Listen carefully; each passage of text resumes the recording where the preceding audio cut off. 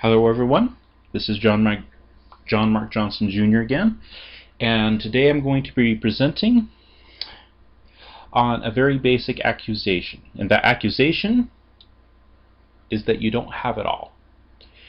This is an accusation that is leveled against biblical historical Christians by Mormons. It's a Mormon objection, and I'm going to be specifically talking about this objection as it relates to the New Testament.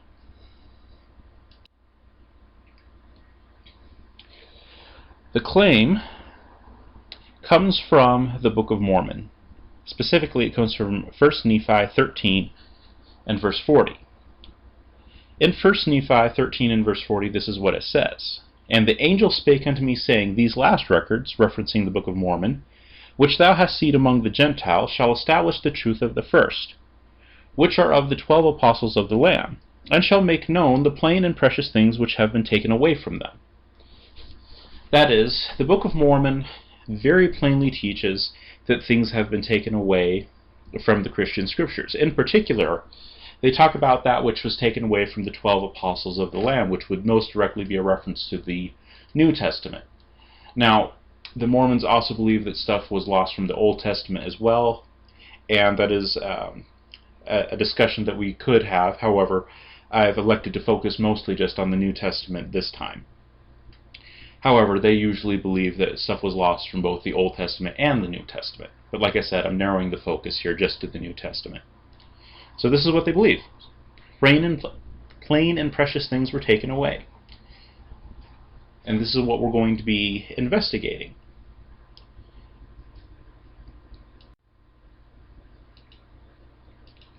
Now, when it comes to this question, there are two basic possibilities. That is, if we were to ask ourselves the question and try to understand the Mormon position here, their accusation that the New Testament, the whole Bible, but specifically the New Testament, is missing things, there are two basic possibilities that we could have. First of all, it could be possible that the New Testament might have too few books. That is, some books may have been either excluded or lost. Another possibility is that we have all of the original books, but we don't have all of the words of the original books. There are some parts that got cut out along the way. So either we have people losing books inadvertently or specifically excluding ones that should have been in the canon, or we have people cutting parts of those ones out because they didn't agree with what they said. For example, who knows, maybe the Gospel of John originally taught eternal marriage, but you know, there was some scribe along the way that didn't like it and it got cut out. Or perhaps the Epistle of James taught that the Father has a body of flesh and bone just as we do. Who knows? Now, of course, those positions really come from a pretty skeptical approach. That is, it is based on that who knows kind of question. You know, it's based on a possibility.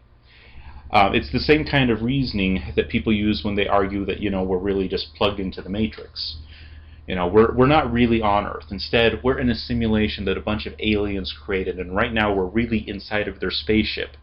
We're just dreaming that we're in this world. And when we finally arrive at the alien homeworld, we're going to be taken out of this simulation and put into their slaughterhouse, and they're going to have us for lunch. It's possible, right? Who knows what could have happened? However, that's not exactly a reasonable way to live your life. And that's where this kind of skepticism comes from. Who knows, maybe we have a few books. It's possible. Maybe we don't have all of the original words. It's possible.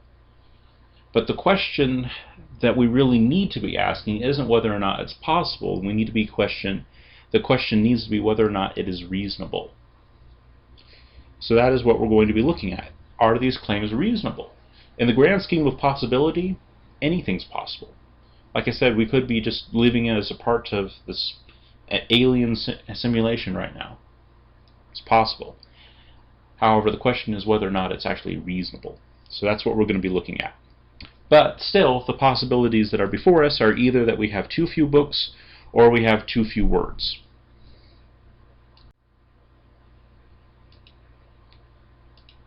When it comes to having too few books, there are two basic possibilities. That is, we could talk about books that we know were excluded, like certain Gospels, Acts, and Epistles that never made it into the New Testament, and most of them weren't really in the running in the first place, but still, there are some LDS people who know about the excluded books, or the pseudepigraphical Gospels and so on and so forth, and they'll point to those as examples, saying, well, perhaps one of those is correct, and so on and so forth. And so we're going to address that issue. Were they really excluded or not? Should they have been a part of the canon, but were kept out? And then the other thing that is actually far more likely that the LDS would talk about is the lost books. Now, there's lots of books that the LDS would point out as being lost. Most of them are in the Old Testament. However, we're going to, of course, focus in on the New Testament. There are, of course, similar responses that could be given for the Old Testament, but that's beyond the scope of what we're doing here today.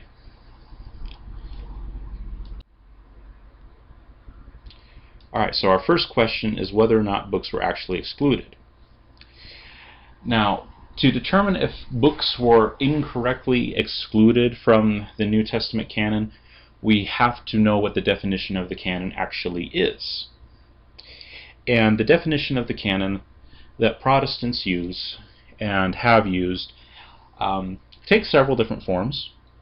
However, it can be simplified down to three different things, the three A's of canonicity, if you will. The first one is authority. That is, we would ask the question of whether or not it was written by an eye or ear witness of Christ with the implicit approval of one of Christ's legal representatives, that is, one of the 12 apostles. That is, in Luke 6:13, Christ took 12 of his disciples and he set them aside as apostles. And in that sense, the Greek word apostolos would most directly mean a legal representative, someone who has been commissioned to go forth with a particular message, chosen to represent a particular group, an ambassador, if you will, a legal representative. And Jesus specifically said that these legal representatives, in John 15:27, he said that they were the ones who were going to go forward as witnesses to the world, who had the right to proclaim his message. And what's more is that the Bible does talk about what the specific requirements for being one of these 12 was. And in Acts chapter 1, verses 21 through 26, we see the process that they went through in selecting another member of the 12. That is, if you remember, there were, of course, originally 12 apostles. One of them betrayed Jesus, Judas Iscariot, and then after his betrayal, he committed suicide, and then the apostles decided to pick a replacement. And to pick a replacement, they set forward a set of requirements. And the basic requirement was that they had to pick someone who had been with Jesus from the time of the baptism of John up until the ascension, that is, the ascension of Christ. That's a very specific requirement, and it only applies to certain people in history. It's a finite number of people in history who meet that requirement. The reason why we do not accept modern apostles is because no one alive today was there from the baptism of John until Christ's ascension. They don't meet the requirement, and that was very clearly the requirement that was used in Acts. Now, this is not just simply something that is found in the Bible, but it's also found in the historical sources. For example, Tertullian, in Tertullian against Marcion, 4:2, which was, and Tertullian was alive from about 160 to 220 AD, and also in Eusebius, his Historica Ecclesiastica, 339, and he was alive from 263 to 339 AD. Both of these sources, and there's a few others that talk about this as well, but both of these sources very directly state that that was the understanding of what it took to be an author of the New Testament. That is, the apostles were the ones who were commissioned to represent Christ, and they were the ones who had basically the say as to whether or not something accurately represented Christ or it didn't. And also the implicit understanding is that one of the reasons why these people were authoritative is because they were direct eyewitnesses of Christ. And then there are also people in the New Testament authors who are ear witnesses of Christ. That is, they might not have seen Christ in his lifetime. However, they did know the witnesses of Christ, and that's as far as it went. And the early sources are very clear about that it doesn't go any farther than that. So the first question is whether or not it was written by the right person. It has to be an eye or an ear witness of Christ who has the approval of one of the 12 apostles. Second requirement is that of agreement. That is, it agrees with previously established canonical scripture. This is a really big difference between biblical historical Christians and Mormonism. That is, the Bible itself, Deuteronomy 31, 9 through 13, Isaiah 8:20 in the Masoretic text, and a few other passages, but these are the main ones, very strongly indicate that the biblical record is a sufficient guide. That is, it does contain an accurate account of who God is, and the message is not going to get lost. It is a standard by which you can compare other things to. Isn't that what it says in Isaiah? To the law and to the testimony, if they do not speak again according to these words, there is no light in them. That is, it was a standard by which prophets was judged. These are people who are claiming to speak for the Lord, but Isaiah is saying, no, go back to the law, go back to the testimony, make sure that they actually match up with what was first said. In Deuteronomy 31, Moses sets out the principle that the book of the law is to be read by the Israelites every 7 years, so that they would know what they are to do, and also so that they could hold one another accountable, and that included the prophets. And a good reference for that one would be Deuteronomy 13, where Moses tells the people that even if someone comes with power, you still need to check and make sure that they're teaching the same God that you've known from the beginning. Okay, so agreement is a very big thing for biblical historical Christians, because that's what the Bible says. If it comes later and does not agree, it is not a part of Scripture. It doesn't matter how inspired people at the time claim it is or believe it to be, or how strong of a testimony they have regarding it. If it doesn't agree, it doesn't agree.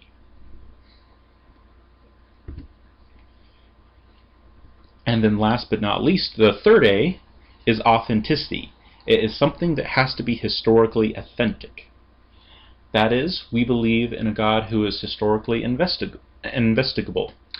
He can be investigated historically. He is a God who leaves evidence of himself. Sometimes it's not a ton, but there is enough to establish a historical basis. And in fact, when it comes to Christianity in general, there's actually a lot more evidence than people think that there is, and we'll talk about that a little bit more as we go. But these are the three standards. If you're going to claim that books were excluded from the New Testament canon, what you need to prove is that there are books that met these three requirements, but are not found in the New Testament as it stands today. And there have been many potential candidates over the years.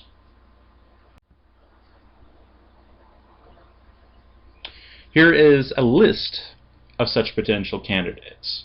There's a work called The Shepherd of Hermas. There's the Book of Wisdom. There's Laodiceans. There's Alexandrians. There's the Apocalypse of Peter. There's the Acts of Peter. There's the Gospel of Peter. There's the Preaching of Peter. There's the Acts of Paul and Thecla, the teachings or canons of the Apostles, the Gospel of Thomas, various infancy Gospels, various Acts, the Vision of Paul, 1 Clement, 2 Clement, the Epistle of Barnabas, the Ethiopic Eight, and the list goes on. There have been many that people have brought forward as examples of, hey, these are books that were excluded. People kept them out of the Bible incorrectly. Well, if we look at those three standards that we talked about, authority and agreement and authenticity, you'll see that none of these actually meet those three standards. In fact, most of them fall flat when you look at the most basic category, which is that of authenticity. That is, if we're going to claim that it's authentic, we're going to have to claim that it comes at least from the right time period, which would be the 1st century. Well, the vast majority of these, as you can see, are not 1st century works. The Shepherd of Hermas is not a 1st century work. The Apocalypse of Peter, as far as we can tell, is not a first century work. The Acts of Peter, not a first century work. Gospel of Peter, not a first century work. Preaching of Peter, not a first century work. That is, they were not written in the right time frame. Therefore, they could not have been written by the right person. Therefore, they're not a part of the New Testament. And most of them fail in that category. They're not authentic. Either they were written too late, not in the first century, or they were a known forgery. For example, the Acts of Paul and Thecla are a great example of a known forgery. And more specifically, Tertullian talks about it. That is, this document started circulating, the Acts of Paul and Thecla. And a lot of Christians really liked it, and it was cool, and talks about Paul and gives all these great little details here and there. It's really interesting. However, it was new. And Christians were saying, well, where did this come from? If we haven't known about it before, how can we be sure that it's authentic? And so they investigated it. And lo and behold, they found that someone had made it up. And that person who made it up was kicked out of their position. Why? Because they forged something. The early church did not like forgeries. And they were very careful about investigating forgeries and chasing down the history of different documents to see what was authentic and true and reliable and what wasn't. And there were a lot of known forgeries. Laodiceans, Alexandrians, those are known forgeries. So on and so forth. Most of them fail just at the basic level of authenticity. However, there are some of them that you can eliminate on the basis of, say, authority. That is, they're not written by the right people. Not only are they not in the right time frame or they're a known forgery, but they don't even really claim in any way, shape, or form to be written by someone who meets their criteria of an author of the New Testament. Like we said, the author of the New Testament has to be an eye or an ear witness of Christ who has the approval of one of the 12 apostles. Well, the Book of Wisdom, for example, was supposedly written by the friends of Solomon, which you should know as an Old Testament name. So that one definitely doesn't belong in the New Testament. Some people tried to associate it with the New Testament, but it didn't work out too well because it's pretty obvious it doesn't belong to the apostles in any way, shape, or form. First Clement, on the other hand, that's the other one in green there, that one is a first century work. That was actually written in the first century. However, no Christian at the time and no Christian since has ever believed that Clement I of Rome was writing with the approval of the 12 apostles. An important early work and an ecclesiastical work that was sometimes included in various compilations of Scripture and so on and so forth, but it was never considered canon. Another standard, of course, is that of agreement. Does it agree with what was first taught? The Epistle of Barnabas, for example, does not agree with what was first taught. The Epistle of Barnabas says, it basically takes the Old Testament and reinterprets it, and says it doesn't really say, what it says, and it doesn't really say what it means, but instead, when you read about this and that in the Old Testament, you should really interpret it like this. And people looked at that and said, no. No, when God said, thou shalt not murder, what he meant was thou shalt not murder. There's not a metaphorical interpretation of it. When he said this is the commandment, he meant this is the commandment. And when he gave the Jews the different dietary requirements, saying don't eat this and you can't eat that, he meant don't eat this and this is okay to eat. He meant what he said and he said what he meant. So you don't reinterpret it.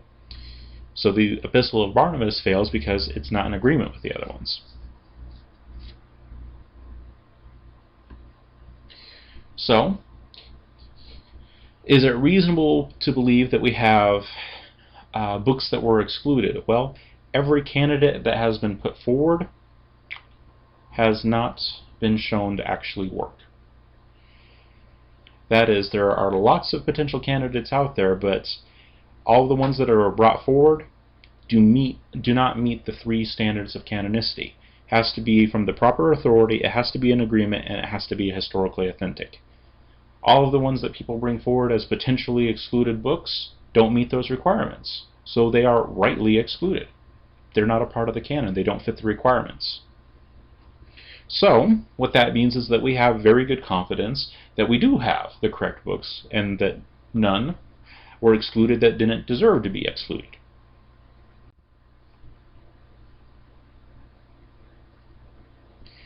So now we get into the whole question about the lost books. And the LDS are really, really, really, really keen to hone in on this accusation. Now, there are three supposedly lost New Testament books. And interestingly, they're all Pauline epistles. That is, if you read in 1 Corinthians 5, 9 through 10, Paul will talk about something that he had previously written to the Corinthians. But of course he's writing that in 1 Corinthians, and so the question is, what came before 1 Corinthians? 0 Corinthians? You don't find it in the Bible. So is this a reference to a work that we don't have in the New Testament?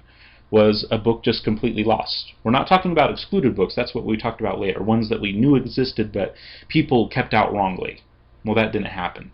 The problem with those books is they didn't meet the standards of canonicity, so they were never in the running in the first place. Now, this is a different accusation. This is the accusation that, well, these books were originally there, but people just simply lost them. And the question is whether or not these three supposedly lost books are actually evidence of that. The first one there is when Paul mentions to the Corinthians something that he had previously written. Of course, that confuses people because the question becomes, well, what comes before 1 Corinthians?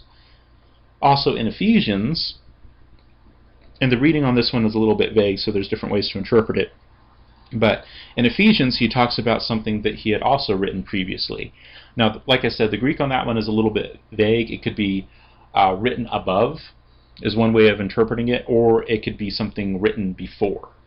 It's not super specific on that one, and because of that, people interpret it different ways. And then finally, in Colossians 4:16, he instructs the Colossians to read the letter from Laodicea. A lot of people say that it was a letter to Laodicea. The scripture never actually says that it was to Laodicea. It's from Laodicea. And there are some translations out there that actually incorrectly translate it as to. The Greek text actually says from. Now, like I said beforehand, all of these are Pauline epistles. A supposedly lost letter to the Corinthians, a supposedly lost letter to the Ephesians, and a supposedly lost letter to Laodicea. But like I said, these are all Pauline epistles. What does that have to do with anything? Well, the Pauline epistles were unique in that Paul, according to both Christian tradition and even what is said in Colossians itself in chapter 4, Paul was very specific in his instruction to the churches. That is, when he wrote them a letter, he would often tell them to send it on down the line, send it to the next church, send it to the next town over. And what happened is Paul's letters were actually distributed as circulars. That is, just because it says, say, to the Thessalonians or to the Ephesians or to the Philippians or whatever the case may be, doesn't mean that it actually just stayed with that group. And frankly, if it had just stayed with that group, we wouldn't have it today, because it would have just stayed with that group. No, instead what happened is it would go to that group, and then they would pass it along. And that way, everybody had the best chance of getting all of the scripture. So they would read it, and then they would send it on. And sometimes they would make copies, and there are probably some groups that didn't make copies, perhaps because they didn't have a scribe who could. But a lot of the groups would make copies, and then they would keep sending it along, and then you get this proliferation of copies, and then they would be sent out. And eventually, in a very short period of time, a great number of churches all over the Roman world at the time would have the epistles of Paul, because Paul was very specific about saying, make sure that you spread this around. And so, when Paul is talking to particular audiences and talking about things that he had previously written, the common Christian understanding throughout history has been that he was referencing letters that he had already written. And in fact, in both the case of the supposedly lost letter to the Corinthians and the supposedly lost letter to the Ephesians, Paul actually gives us enough information in both cases so that we can actually identify which of his previous letters he was referencing. For example, in 1 Corinthians, he is talking specifically about sexual immorality. Well, a letter that had been circulating earlier was 1 Thessalonians, and in chapter 4, verses 3 through 8, it talks about sexual immorality in fairly great detail. And there's no reason to believe that the Corinthians didn't have access to that letter, because like I said, they were distributed as circulars. So, The reasonable conclusion on this one, like I said, it's possible that anything could happen, but the reasonable conclusion on this one is that Paul was referencing 1 Thessalonians when he was talking to the Corinthians about what he had previously written. That is, it's 1 Thessalonians that addresses the issue of sexual immorality in the most detail. As to Ephesians, like I said, Ephesians is a little bit vague in the Greek as to what it's actually referencing. Is it the above written, or is it the before written? If it's the above written, he's just referencing something else he said in the same letter. And if that's the case, what he's talking about there in Ephesians chapter 3 correlates pretty well with what he talks about in Ephesians chapter 1, verse 9. But if that's not the case, there is still a letter out there that we do have that does talk about the same material, and specifically he's talking about his call and his mission and his commission, as it were, his being sent out by Christ to the Gentiles. And the letter that talks about that in great detail is the book of Galatians, specifically chapter 1, verse 11 through chapter 2, verse 10.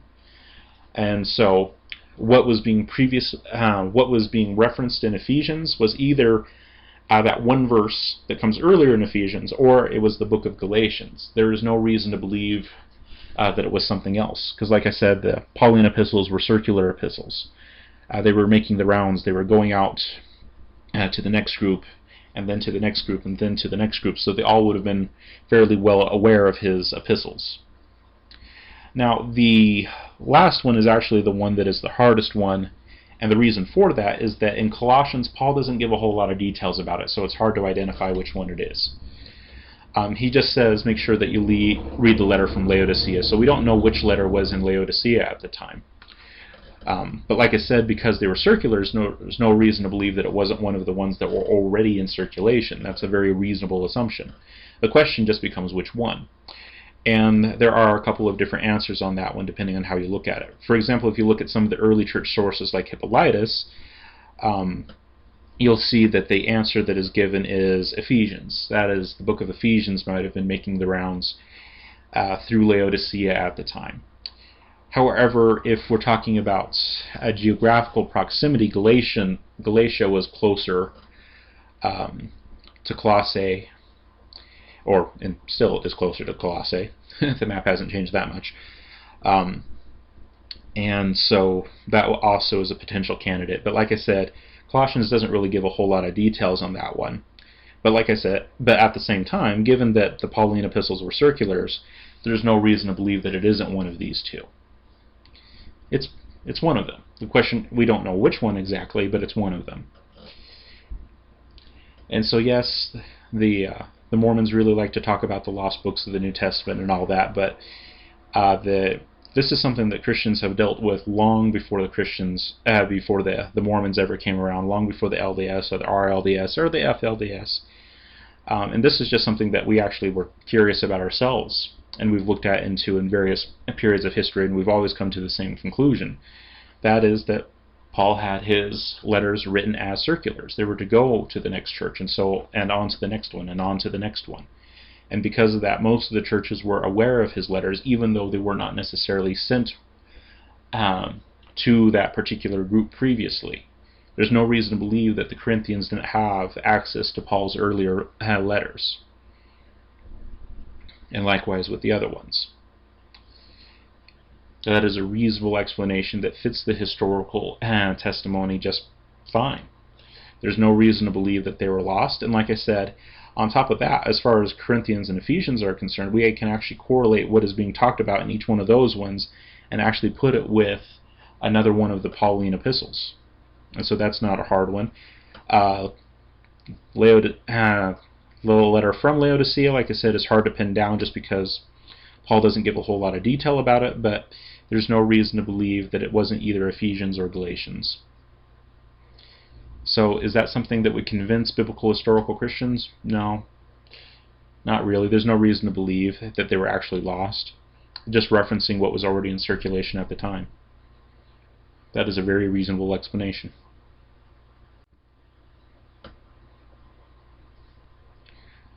Alright, so the next question becomes, well, if we have good reason to believe that we have all of the correct books, that is, either books were not incorrectly excluded, That is, only books that didn't fit the criteria, that is, from the proper authority, in agreement with what was previously established, and historically authentic.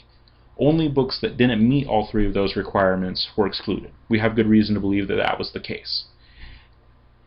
And also, we don't have any good reason to believe that books were actually lost. That is, the books that are mentioned in the New Testament as being from Paul, that seem like they're lost books, historically were just simply earlier epistles that were already in circulation. So the next question after that becomes, well, if we believe that we have all of the right books, then maybe it's possible that we don't have all of the original words. That is, certain things were cut out. Like I said, maybe it's possible that, a particular set of scribes didn't like this one reading, and so they all got together and decided, we're going to cut this out, or we're going to hide this part away, or something like that. And when it comes down to that, there's two basic questions that we're asking when it comes to having all of the words. The first question is that of survival. That is, do we actually still have the original words today? And the second one is selectability. That is, if we do have all of the original words, can we distinguish between the original words and words that were, say, falsely put in their place, or words that were just falsely added in total?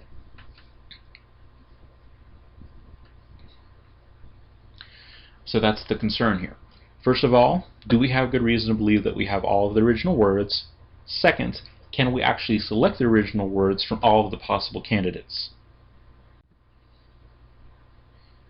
So here's a question for you guys and gals. What percentage of the original words of the Greek New Testament do you think we still have today? Now, I put up some options here for you guys just because a lot of people get kind of freaked out when you ask them this question and they kind of create answers, so I'm giving you a few options to go with here. A, do we only have 53% of the original words of the Greek New Testament? B, do we have 63% of the words? C, 73%. D, 83%. E, 93%. Or F, 103% of the original words of the Greek New Testament? And I'll give you guys a moment to think about that.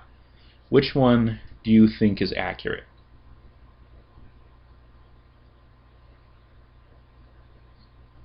Well, the answer is F. It's actually 103%. A lot of people, when you ask them this question, they'll usually give something that's less than 100%. And a lot of Mormons that I've asked, they'll usually give very low numbers, something in the 50s, 60s, or 70s. Saying that there's a substantial portion of the New Testament that has been lost. But it's actually just the opposite. The problem isn't that we don't have enough. The problem is actually that we have too much. That is, there are 138,162 words in the standard Greek text. However, there are also 4,210 words that are noteworthy but are not original. Which means that we have about 4,000 extra words in the New Testament textual tradition, which is really annoying. However, what that means is that we have all of the original words plus some. So nothing was taken away from the 12 apostles of the Lamb. In fact, material was added. Now, this is where Mormons actually do have a bit of a point. Mormons say, you guys have a hard time saying what the original New Testament said. And in a certain sense, that's true. But it's not because things were taken away. If Joseph Smith had claimed that things were added unnecessarily, that is in the Book of Mormon, and whether you believe that it was written by Joseph Smith or translated by Joseph Smith or whatever, we'll just say from Joseph Smith in one form or another at this point. But whatever the case, the claim is made that things were taken away from the 12 apostles of the Lamb. And that's the Mormon claim. However, the facts are actually just the opposite. Instead of things being taken away, they were added to. It was the other direction. There is a problem, but it's a problem in the other direction. Now, just to be more specific for people who know more about this, there are actually a total of about 400,000 variants in the Greek New Testament. We have well more variants than there are actually words in the Greek New Testament, meaning that we have a lot of additions. However, most of those additions don't actually really affect anything, because most of them, about a good 70% of them, for example, are actually just spelling differences. they don't actually really affect anything. For example, in most of the New Testament manuscripts, the name John, for example, is usually spelled one of two different ways. The Greek word is Ioannis, and you can either spell it with one N, or technically in Greek it's a nu, but we pronounce it like an N. So you can basically spell it with one N or two N's, but it's still the same name. It's still John. And that really isn't all that significant, because in the olden days they didn't have dictionaries. There was no such thing as really a standard spelling anyways. And so I'm not really sure why we count it as a variant, because it wouldn't have been considered a variant at the time. But anyways, modern people are picky, I guess. But out of that 400,000, like I said, most of them are utterly meaningless. The ones that actually have any real bearing on the New Testament are about 6,341 of them. And that is the range that you could have. That is, if you went and looked through the New Testament at every place where there actually is a significant difference that actually does affect meaning, it's not, just a spelling difference or something like that. And every place that you came to some kind of a significant variant and you just cut it out completely, or if you did the opposite and whenever you came to a variant reading you always selected the longest one, the difference between the shortest form of the text that you would have and the longest form of the text that you would have would be a difference of 6,341 words. That's what I mean by a range of variant words. That's the difference between the shortest possible form of the text and the longest possible form of the text, which is only 1.6% of the actual total number of variants. Not very significant, not very much at all. However, most of those can be chosen pretty well as far as accuracy is concerned. We'll talk about what the issues are here in a second. But when it comes down to it, there are 4,210 words that are above what the standard reconstruction of the New Testament is, which means that compared to what we actually believe is authentic and have good reason to believe is authentic, we have an extra 4,000 words essentially. And so compared to what is authentic, compared to the total that we have that's actually significant, it's basically a 3% difference. Yeah, there's a lot more variants that you could talk about, but you get really bored talking about spelling differences, because like I said, 70% of them are spelling differences. And then there's also some synonyms in there, and then there's also word order, which doesn't really matter in Greek, because in Greek you can say things in all kinds of different orders and it still mean essentially the same thing, and so on and so forth. Most of them are completely ineffectual. So if you're going to talk about things that are actually interesting, there's only a 3% difference. So what is the case? We have the original plus some.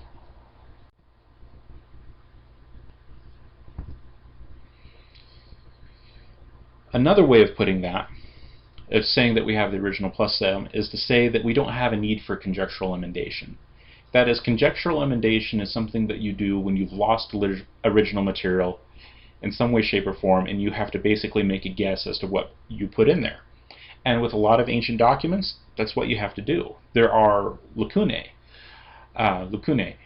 places in some of the manuscripts where there's just simply nothing. Sometimes ants have eaten it and other weird things, and you don't know what it said, and you basically just have to guess. Things have actually been lost. And sometimes there are entire books from manuscripts that we know have been lost.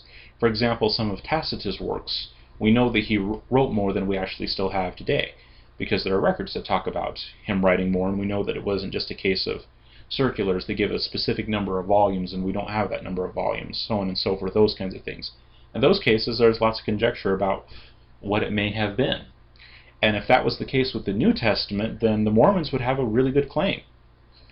However, there is no reason to believe that's the case, and this is something that skeptical and believing critics can agree on. Here's a quote regarding this that comes from a book on New Testament textual criticism. It says, "The amount of evidence for the text of the New Testament, whether derived from manuscripts, early versions, or patristic quotations, is so much greater than that available for any ancient classical author that the necessity of resorting to emendation is reduced to the smallest dimensions." This is in a book called The Text of the New Testament, Its Transmission, Corruption, and Restoration. And it was edited by two very important people. One of them was Bruce Metzger, who was an evangelical Christian. Sadly, he has passed away. He has fallen asleep, to use the biblical phrase. And then also Bart Ehrman, who is not an evangelical Christian. In fact, he is an agnostic, and a very anti-Christian agnostic, in that he has declared that the God of the Bible is a Nazi deity.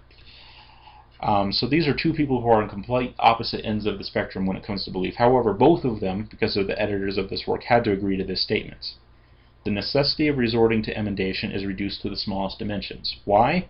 Because we have so much evidence from the New Testament that it's not reasonable to believe anything that's lost. That is, we have manuscripts, and we have tons of manuscripts, 5,700 Greek New Testament manuscripts, actually over 5,700 Greek New Testament manuscripts. Some people would put the number closer to 5,800, but I'll be conservative and go 5,700. But still, either way you look at it, it's a ton of different manuscripts. And the thing is, they come from all over the Roman world. So it's possible that there were some scribes that didn't like certain things, and so they tried to take things out. However, you have to be able to then collect all of the manuscripts from literally all over the Roman Empire, collect them, and change all of them at the same time. And the thing is that in early Christianity, there was no governing influence. No one had the power to collect all of the manuscripts and make wholesale changes to them early on.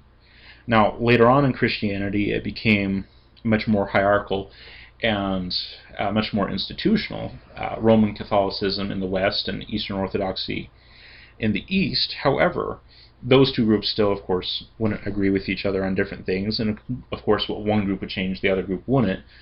And so that still acts as a check on that. But like I said, you still have manuscripts that are all over the place, and we also have manuscripts that came before modern Roman Catholicism and modern Eastern Orthodoxy arrived.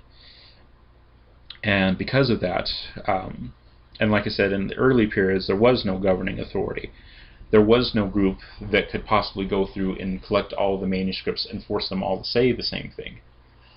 It just simply isn't the case. But not only that, not just would it be impossible to change all of the manuscripts to omit something, to leave something out so that you have to make conjectures about what is missing, but there's also a ton of different early versions. If you add up the manuscripts for all of the early versions, whether they be in Coptic or Syriac, Old Italian, the Itala, or the Vulgate translations that came later, so on and so forth, it comes to like 24,000 manuscripts. And the odds of things not only being lost in the Greek manuscripts, but in all of the other ones, becomes even less. But even on top of that, even if you didn't have the Greek manuscripts, even if you didn't have the early versions, you still have all of the patristic quotations. The patristic quotations are quotations that are found in the Church Fathers. These are ancient Christians who would write about different Christian topics, and they were profuse in their use of language, I'll put it that way. They wrote a lot. As Daniel Wallace puts it, they did not have the gift of brevity.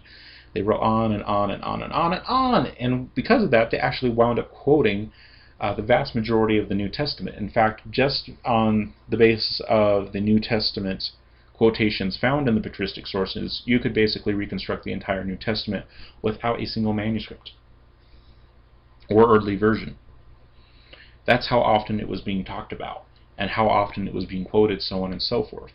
And of course, these different people who are quoting it and talking about it were not people who are in collusion with one another. That is, a lot of the people never met each other, and these are even at different periods in history. So all of them, just simply by happenstance happening to have lost something, is not very likely, and the possibility of all of them intentionally leaving things out is literally impossible, because they were from different groups, from different time periods, with actually differing sets of beliefs. That is, we have their records not only from the winners, so to speak, as the Muslims like to put it, but also from losers as well. We actually have a writing of a lot of the heretics as well, and we have their versions as well. You cannot force both someone who is for a position and someone who is against a position to agree to correct something that is vital to the case on either side. They might agree on something else, but they're not going to agree on something that's vital to that case.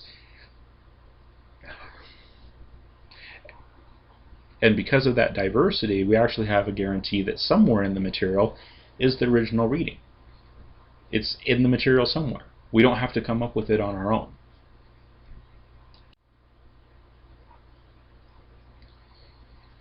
But And that leaves us with a problem. If we have so much material that came from all of these different people all over the place, well, then we have an abundance of material. That is, we have more than we really need. Like I said, we actually have 103% of the original words. We have extra. And this is the main reason for a lot of the differences between different Bible translations, and this is something that Mormons will often ask people. Now, you guys all have your different translations of the Bible, which means you can't get it straight, so you must need a modern prophet and this kind of thing. Well, that doesn't mean that we don't have the original Bible. It just means that we have different translators who choose different readings for the main text. However, in a good translation, they'll always put the alternatives, at least the significant ones, down in the footnote. So even though you might have a different main text, that doesn't actually mean that you have a different New Testament. Now, there are some translations out there that are, even by our own standards, we would consider to be heretical because they're made to put forward a particular agenda, whether it be gender neutral or liberal, easy to read, personal, whether it's made to adhere to Arian doctrines, if it's meant to be homosexual friendly, etc. And we would agree with the LDS on that those kinds of translations are not reliable at all because of the agenda. However, for people who seriously want to translate the Bible, there's no reason to believe that the material isn't in there somewhere. Yes, people will choose different translational philosophies that cause them to say things differently, but just because you said it a little bit differently doesn't necessarily change it. For example, you could tell someone that that God loves them. You could also say that they are loved by God. Those are technically two different phrases. God loves them. They are loved by God. Those are two different sets of words. However, they mean basically the same thing. And that's a lot of what you get in different translations. And like I said, even if the main text is translated differently, the footnotes will contain any of the alternatives, at least if it's a decent translation that has footnotes. However, that still does leave a little bit of a problem, in that there are still choices that have to be made, and in some places the choices between textual variants is really easy to make. Other times not so much. Here's a couple of examples of what I mean. I have been translating the Gospel of Matthew recently, and in Matthew 1:16 there's a variant that is really easy to choose. You could say a grade A variant, and most scholars would agree on which one is correct here, and even a lot of non-scholars would agree on which one is the correct one here. That is, the main reading that's put in most of the translations, and pretty much every main English translation that I've seen, will say something to the effect of, and this is with reference to Joseph, by the way, that he was the husband of Mary, out of whom arose Jesus, the one called Anointed. The alternative that is there is, to whom was engaged the Virgin Mary, who gave rise to Jesus, the one called Christ. And by the way, in Greek, the word for anointed and Christ are actually the same. One is just a more literal translation than the other one. Anointed is more literal. Christ is a transliteration. But choosing between these two alternatives is really easy. The first one is found in very early witnesses, even as early as the 3rd century, and it's also the Byzantine reading. That is, it's the majority reading. On the other hand, though, the one that talks about specifically the Virgin Mary as a title is something that doesn't show up until the 9th century. It is not a majority reading, and it uses terminology with respect to Mary that didn't develop until later. That is the specific title of Virgin Mary. Also, it diminishes the relationship between Joseph and Mary that is talked about elsewhere in the New Testament, and that is that Joseph was the husband of Mary. Instead, it reduces it down to being merely engaged, which doesn't fit the pattern with the rest of the New Testament scripture. And that one's really easy to figure out which one is authentic there. There's not a lot of difficulty there, and it doesn't really cause anyone any great amount of grief. Now, in Matthew 3:16, on the other hand, there's an example of a variant that is much harder to decide between. And I would go with the first reading, but at the same time, I have to admit that I'm not absolutely sure. In Matthew 1:16, I'm sure that the first reading is absolutely correct. I have absolutely no reason whatsoever to believe anything to the contrary.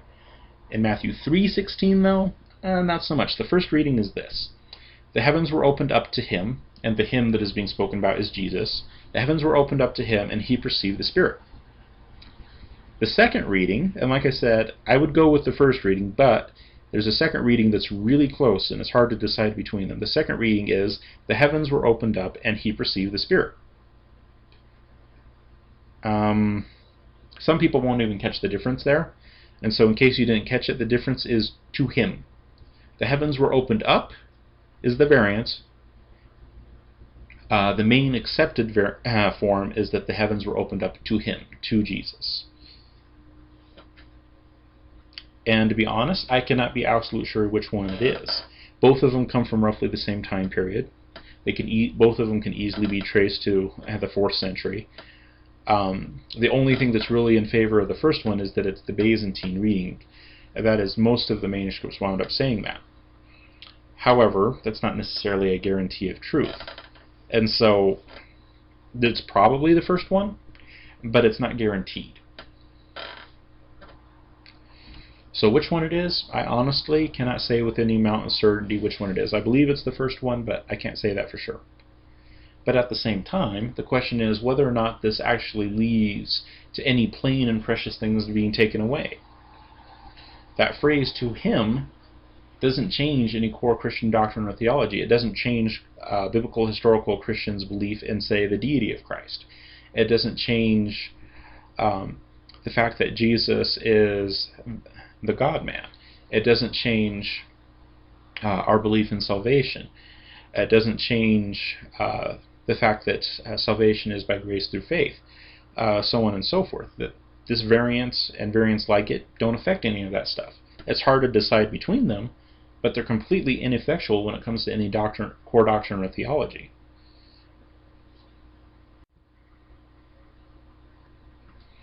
So, nonetheless, if you go through and you take all of these different things into account, in the places where you can be absolutely sure what the real reading is, and then other places where you're not so sure, you take all of that into account, accounting for all of the places where our confidence in choosing is either high, low, or in between, it comes out that we can reconstruct the Greek New Testament with a confidence level of 99.42%, plus or minus 0.04%, and that's a 95% confidence interval, by the way.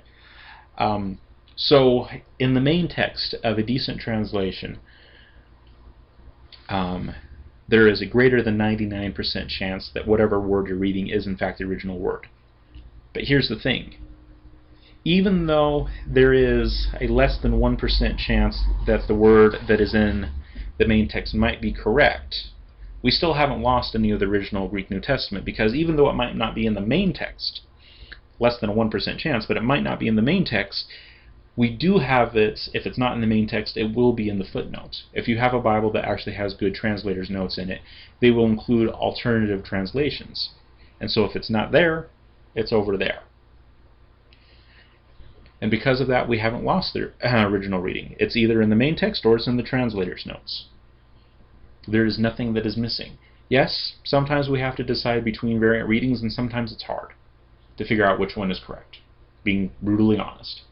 However, it doesn't affect any core doctrine or theology, and also it's not like we've actually lost the New Testament. It's there. It's either in the main text or it's in the footnote. Nothing has been lost. Now next, I would like to share some manuscripts. And I would like to share some manuscripts just because they deal with different heresies on the whole. This first manuscript is called P52, and it comes from the early 2nd century, and it is a very important manuscript because of the impact that it had on secular scholarship of the New Testament. That is, in the mid to late 1800s, scholarship, especially in Europe, especially German scholarship, was saying that the Gospel of John was something that was fabricated later on. That was written like 2nd century, possibly 3rd century. It was a late work. And people would say, well, it has this really high view of Jesus, and I mean, it has this opening which says, in the beginning was the Word, and the Word was with God, and the Word was God, and so on, and all this. And, you know, it couldn't possibly, Jesus couldn't possibly have been like that. We know that he was just a man. You know, so it's, this one couldn't have been an early one. This one had to have come later. Well, then around the turn of the century, not this past turn of the century, but the one before, going into the 1900s, there was this little manuscript was discovered, P52, and it's just it's an itty bitty fragment. It's a very small manuscript. It's only about the size of a credit card. But what's interesting about it is that it is a manuscript of the Gospel of John. And when it was dated, like I said, it was dated to the early 2nd century. And I don't know about you guys, but the way that it makes sense to me is that if you have a copy, which is what a manuscript basically is, if you have a copy that comes from the early 2nd century, then it makes sense to say that the original came before that, not after that. It's a pretty fair assumption, right? So those people who are saying that the Gospel of John was written in the late 2nd century, early 3rd century, had to have been completely wrong. Why? Because we had this little bit of evidence that says that that's impossible. Now granted, this isn't very big. Like I said, it's just about the size of a credit card. It's tiny. It is a shred of evidence. I mean, it's just, you know, as Dan Wallace likes to put it, it's just an ounce of evidence. It's small. However, as Dan Wallace also says, an ounce of evidence is worth a pound of presumption. That is, these German scholars were presuming that the story about Jesus had to have evolved and become something else. That was an assumption. Something must have been lost or changed or altered that couldn't have possibly have gotten it right with any amount of reliability whatsoever. Well, here's this little shred of evidence that comes along that puts that conjecture, that presumption, to rest. And of all things that this one happens to be talking about, it happens to record the conversation between Jesus and Pilate regarding the nature of truth. Here are these scholars of the day who were presuming that this had to be the case because it's possible, isn't it? Well, it might be possible, but the real question is whether or not it's reasonable. And given the evidence, it isn't. So I find it really funny that the manuscript that would be found that would disprove their theory would be a manuscript that's talking about the nature of truth. Truth is founded on evidence, and even if it's a shred of evidence, if it stands in contrast to a presumption, it disproves that presumption, no matter how grandiose and great and how far-reaching that presumption is. It might be a pound of presumption, it might be tons of presumption, but an ounce of evidence is always worth more than any amount of presumption. And this is the case with Mormonism. They have a lot of presumption. That is, it's possible that things were lost. And so they find it very easy to believe that things were. But if you ask them for solid evidence of it, they won't give you any. Instead, they'll say, well, read the Book of Mormon and pray about it, and you'll get a testimony. Well, I have testimony that the biblical record is complete. And this testimony is found in little bits of evidence like this one, this little scrap. And it's not much, but it is worth more than any presumption, any burning in the bosom that you could possibly have. Why? Because this is a historical fact. And I can take it to the bank. It's not a lot, but I don't need a lot. All I need is enough to prove that the presumption is wrong.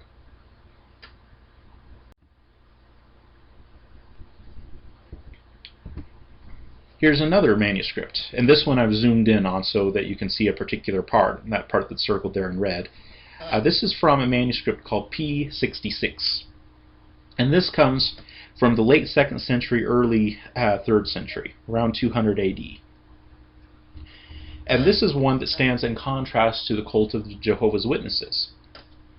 That is, this particular manuscript happens to contain John 19:31, and this again is a very small manuscript. It's teeny, it's tiny. There's not much to it, but it happens to contain John 19:31, and one of the words that happens to be in that verse is the word for cross, staros. Well, more specifically in that verse, it's actually staru because of the ending that's put on it. Instead of staros, it's staru because it's genitive. Excuse me, sorry about that. However, the word that is, how it's actually written in the text is interesting because it's put in a nomina sacra form. Nomina sacra were basically abbreviations that were used in biblical manuscripts to shorten up and to signify fairly important words. And the way that it would usually happen is you would take the first letter of the word, and sometimes some middle letters if it was a long word, and then the case ending, and put those together underneath a line. And that would become the abbreviation for the word. The word for cross, though, the nomina sacra form for cross that is used in P66 isn't like that, though. It doesn't follow the rule. It's not first a letter, a middle letter or two, and then case ending. Instead, there's this weird symbol that they put in there, and I'll talk about it in a second, and then the case ending. So what is that weird symbol? Well, that weird symbol is made up of two Greek letters that are part of the Greek word staru, but it's not the first letter and the middle letters. Instead, it's two letters that are on the ends, but they're not beginning and middle. And those are the Greek letters rho and tau. Rho looks a lot like the modern P. You would confuse it for a P if you looked at it, and it looks like P, but it's actually an R sound, it's rho. And then tau is basically a T, and they would take these two symbols and they would put them together, and that became the symbol of the cross. So the question becomes, why did they use this, the rho and the tau, as the symbol for the cross, instead of doing what they normally did with these words, which was just to pick the first letter and the middle letters and leave them separate? Why did they combine them like this? Well, I think the answer is pretty obvious. When they created a symbol for the cross to use in the biblical manuscripts, they picked something that looked like a cross. Seems to make sense, right? And you can kind of see it if you look at it. The T part of it looks kind of like someone standing with their arms outstretched, and then the top of the row looks kind of like a person's head. So you have someone standing there with their arms outstretched, and you actually have a head on this beam. That is the shape of the cross. Now, I've heard Jehovah's Witnesses say that Jesus was not crucified on a cross. Instead, he was crucified on a torture stake. And they'll say that the idea of the cross is something that came about later under Constantine. And they'll talk about the Chi-Rho, which is a different symbol that was used under Constantine, and that they'll say that that's what morphed into the cross. Historically, that's not true. They were using the symbol of the cross in the form of the starogram, late 2nd century, early 3rd century. This is well before Constantine. Constantine didn't come on the scene until the 300s. So this is a full century before Constantine comes to power. Excuse me. And what it does is it shows that the early Christians, very early Christians, believed that Christ died on an actual cross. Not just a torture stake, but an actual cross.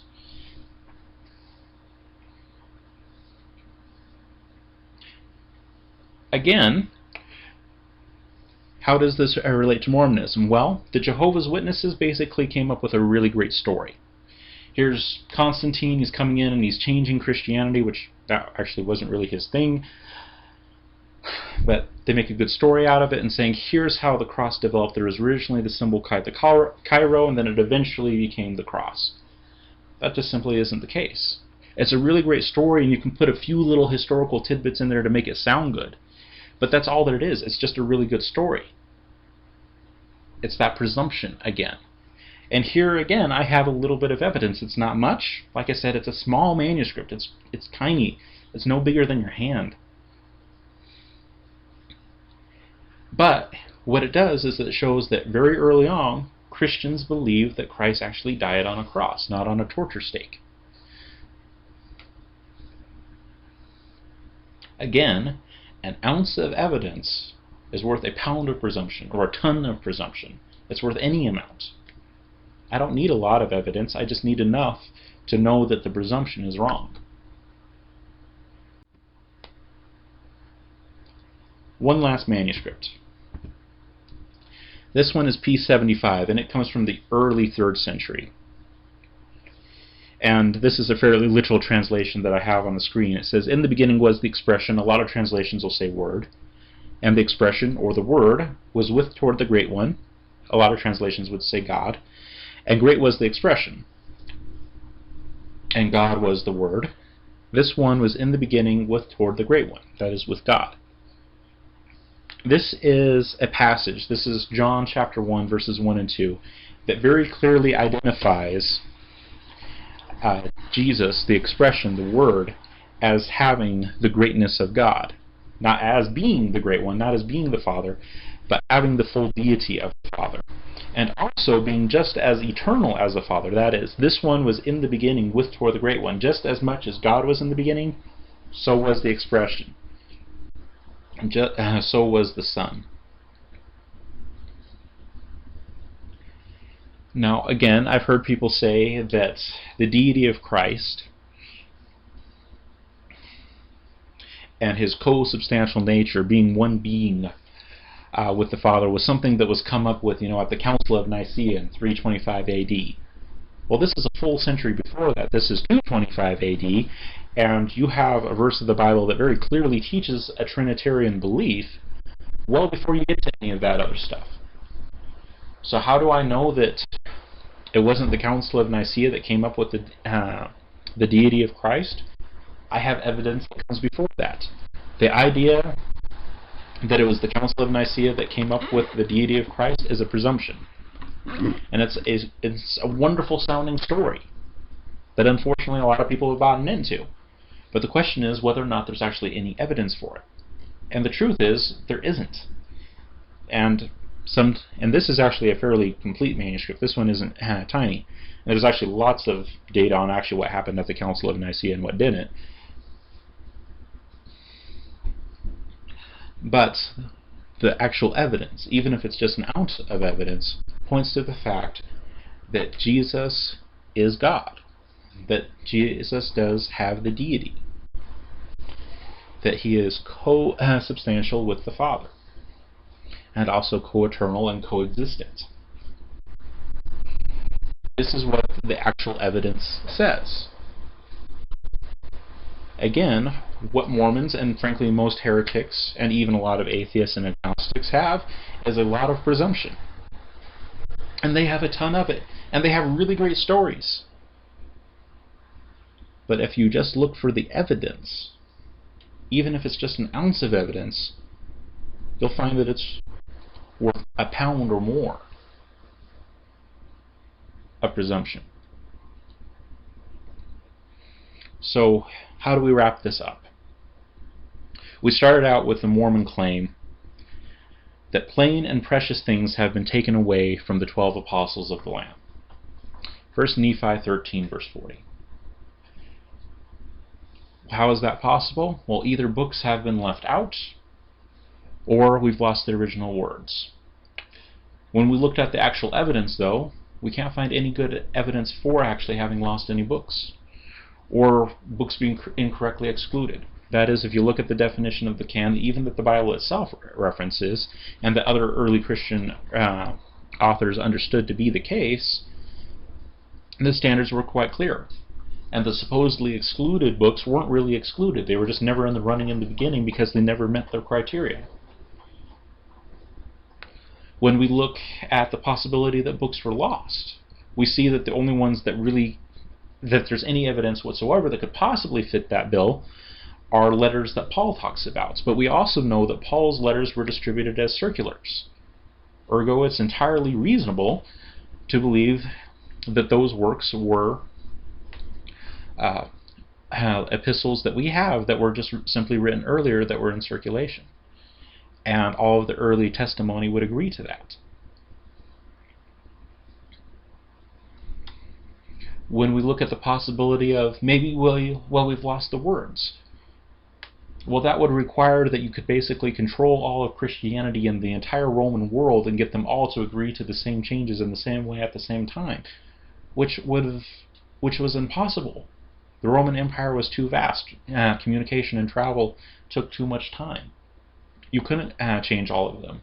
And we also have manuscripts that come from different periods in time. Some that come after the great age of the councils and some that come before. And when we compare them, we find that they are substantially the same. Yes, there are minor variations here and there are even some variants that are hard to choose between. But there's no good reason to believe that the original readings aren't in there somewhere. And like I said, the original readings are either in the main text or they're in the footnotes.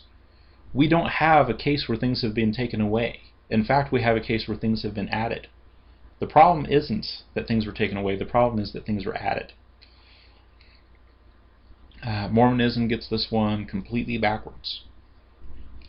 And then, as we've seen here at the end, and looking at these manuscripts, we've seen that an ounce of evidence is worth a pound of presumption, just as Dan Wallace says.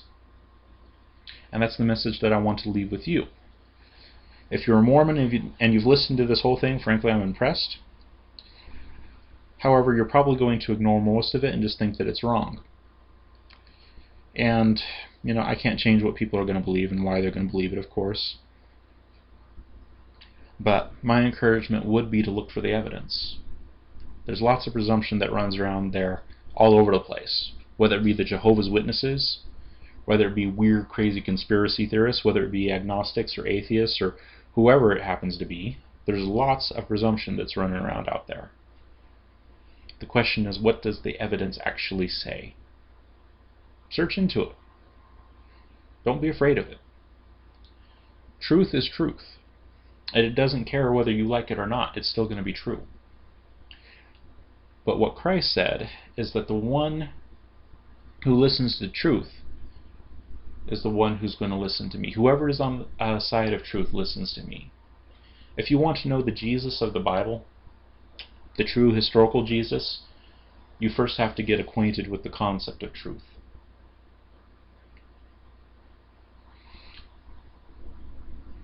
And like I said, an ounce of evidence is worth a pound of presumption. Yes, you could make the argument that it's possible that things were lost nonetheless. But you and I both know that that is not a reasonable position. It's possible that you're really in an alien spaceship right now and you're just in some sort of induced coma and you're living as a part of a simulation right now. It's possible, but it's not reasonable. It's possible that things were lost, but it's not reasonable given the evidence. Thank you very much for your time and consideration, and I pray that God would guide you into all truth. Amen.